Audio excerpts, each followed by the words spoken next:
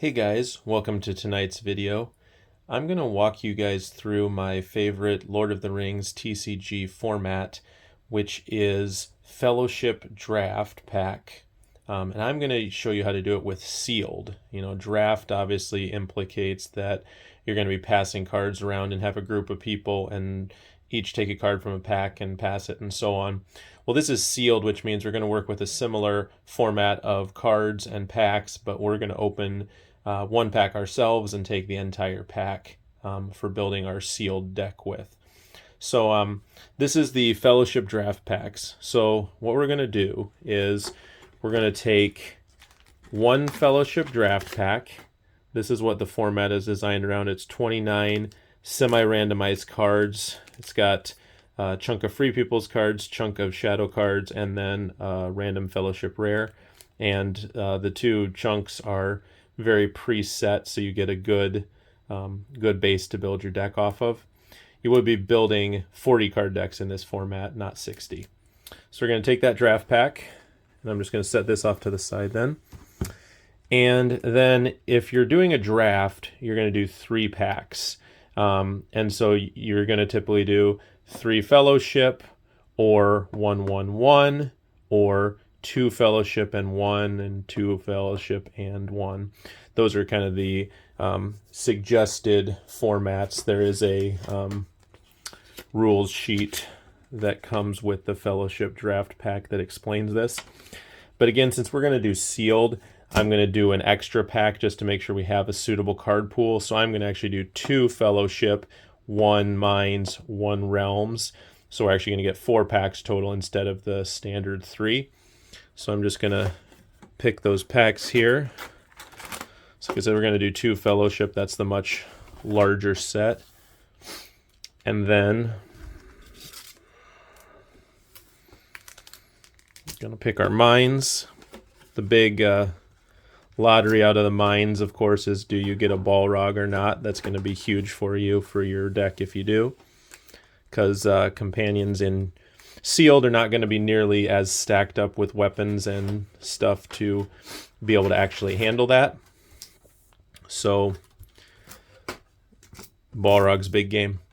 All right, so here is our cards that we're going to use to build our sealed pool. We got the draft pack, 2 packs of Fellowship, and then 1 each of Mines and Realms. So we'll crack these in a minute here, but let me show you the other thing that before you crack your packs, you are supposed to bring to the tournament or to your draft, whatever you want to call it, is a single Frodo from Fellowship block. Now your 3 choices are these 3 here. I almost always would suggest going with Old Bilbo's Heir, just in the off chance that you get a Bounder, which is a common card, and you can just heal Frodo every turn. That's just huge. So I'm going to pick that one. Then Ring, of course, is going to be Isildur's Bane. No reason you'd ever play the Ruling Ring. And then you're also going to bring a set of sites. Now, the rules to the format state that you do have to pick your sites before you open the packs. I find is actually kind of fun if you pick the sites after you do the packs, because then you can actually get some synergy potentially between what you open and the site you choose. But I'm not going to go through a whole site selection or whatnot. I'm just going to show you kind of the example site path we have here, 1 through 9. I like the ones that play cheaper minions, so like Fort of Bruin, Balrog, of course, you don't have a choice on that, Dimrill Dale, all those. So that's a example Fellowship site path, so everyone will have to have their sites, their Frodo, their Ring. So that's going to be standard, brought into the tournament, or like I said, if you want a fun twist, build your site path after, but official rules says you bring those with you before you open the packs. So let's get to cracking these packs and see what we get. So I'm going to start with the Fellowship Draft Pack and kind of show you guys how this breaks down. So I see right away a Sauron Orc, not one of your greater sides, just because the roaming at 6 is a bit punishing, but you can always run into another set of minions. Now, the packs are going to have either Nertea or Enkea typically. Enkea, I think, potentially stronger, but Nertea also obviously a very good card. Like I said, these guys aren't particularly strong, other than these guys that exert to wound are actually pretty good, because that's basically close to damage +1. And now we got Moria, which, you know, these big Moria guys are kind of crappy. Runners are always super solid. So it looks like we actually got Moria Archery, which is not bad, because these little 2-cost archer guys are pretty strong, and as are the 3. So yeah, we definitely got a Moria Archery pack here. So got a couple runners, a couple bowmen, and a couple marksmen. So just to kind of give you a quick idea, you know, we're definitely going to be playing all of this, just to give you a quick layout of what comes in these packs. And like I said, I'm sure we'll play these 2 guys that are the damage +1, but I doubt we're playing any of these big clunky minions. Oh, that's an exert to wound too, probably play that. Nertea, of course, you're going to play. These bigger troops, probably going to play those too. So yeah, actually a pretty decent shadow side here out of this pack. Now, just clean those up. And of course, we still got our boosters too. Pippin, not great, but a companion. Hobbit Stealth, Cancel Skirmish is never bad. So we got Merry and Pippin here, both probably 2 of the worst companions. Legolas is great to have. Gandalf and Trust Me. So this is the Gandalf Trust Me pack. Very nice, because you get Gandalf, who's the yellow Gandalf signet, Legolas, who's also that signet, and then Trust Me. Other thing I didn't mention, of course, with my Frodo selection, Old Bilbo's hair is solid for this too, because he's got the yellow signet. So definitely that's another reason I neglected to mention why you would want to play that Frodo. Thror's Map. Ah, no way. This is a nice pull. I mean, nice card. Not particularly great for this format per se, but nice card to have. Is that the errata version?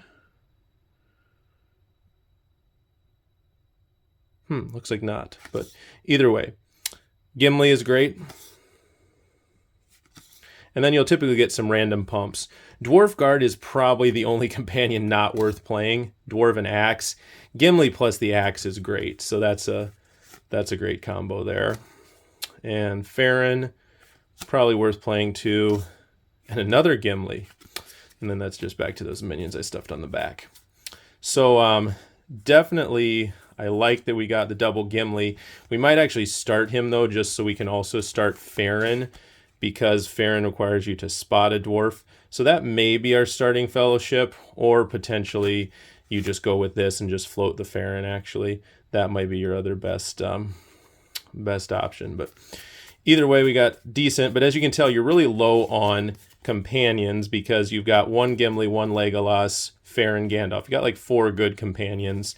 And then you've got, you know, pretty much 3 garbage companions between that Dwarf Guard and the 2 Merry and Pippin. So let's see what we end up with. Let me just throw these. Obviously good to keep your shadow and free people sides separated, just to keep that out of the way. So let's go ahead and get those off to the sides. Let's crack our packs. Cool thing about opening these packs, of course, you can't get foils in the draft pack, but you are free game to get some pretty sweet pulls out of these, potentially. So, and obviously Fellowship's just got a lot of great rares too. So here is what we got. I'm just going to go through these. So there's our rare, Splendor of their banners. Nothing really great there between the uncommons. Splendor of their banners, you know, certainly makes me want to start Legolas.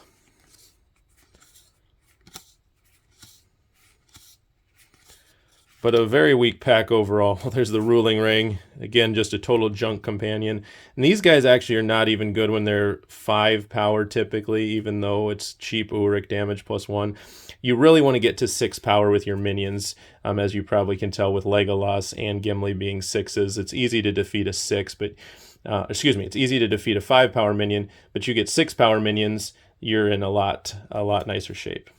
So let me just Sort these out, guys.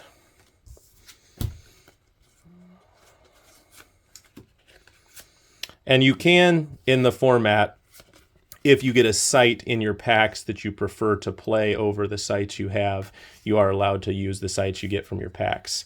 But like I said, if I'm playing this and I'm playing the format I suggested where you pick your sites, it's like, I got a stack of sites over here somewhere, but like if I'm Moria Archery, I can like pull out this Great Chasm and be like, okay, I'm going to play that because I got Moria Archers. So like I said, I find that to be fun, but technically not the standard rule. So let me set aside my sights and rings here. Shadows, regular. Stack these up here. And we'll go with pack number 2.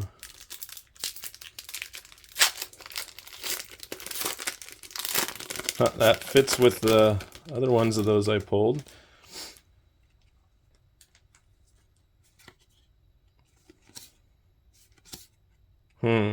Again, rares are pretty lackluster here in our pool, but oh, did pull a foil. Oh, foil rare. No way. Karadras has not forgiven us. Not a good rare, but a foil rare nonetheless. Fellowship foil rare, nothing to sneeze at. So we'll throw that over here. And they are coming. You got to be really careful with these in draft because discarding 3 cards really gets you down quick. This I know we'll play just because Uruk-hai are just so statistically good no matter what you're doing in draft or sealed. They're just by far the best minions. So there is an Uruk-hai draft pack. So if someone pulls the actual draft pack that is like half full of Uruk-hai, that player tends to have the advantage. That's, I'd say, one of the flaws of this format. So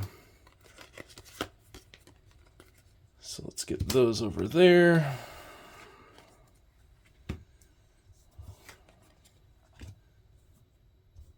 All right, Moria. See if we pull ourselves a Balrog. We could even play the rare Balrog with us being Moria, but there is a common Balrog in here, which is what you're really looking for. Just because it's easier to get, I mean. All right, so here's our uncommons. Rare is a Tentacle. Man, we're getting hosed on the rares tonight, guys. Sam. That's awesome because I did not get a Sam in my first packs. I did get a Pippin, but Sam is super solid, especially Suicide Sam here. With this is the one that you just exert him twice, take down the 2 biggest minions, or throw him in front of a Balrog or whatever you want to do. And sadly, no Balrogs. Another cheap Moria minion there, but no Balrogs. So sort these out. We're definitely got a strong Moria theme here going.